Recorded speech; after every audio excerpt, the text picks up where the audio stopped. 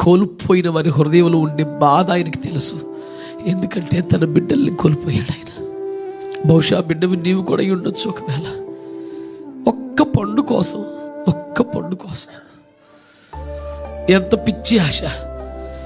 తన స్వరూపములో పోలికలో సృష్టించినటువంటి, తనతో సహవాసం చేయడానికి పరమును తండ్రిని మహిమను వదిలి రోజు వచ్చుచున్నవాడిని పోగొట్టుకున్నటువంటి అమాయకులు. ఈ బాధ మీకు అర్థమైందా? ఒక అక్రమ సంబంధం కోసమో, అక్రమ సంపాదన కోసమో, దేనికోసమో నీ ప్రభునే బయట పెట్టేసిన పరిస్థితి నీకుందా? నీ ప్రభునే వదిలేసిన పరిస్థితి నీకుందా?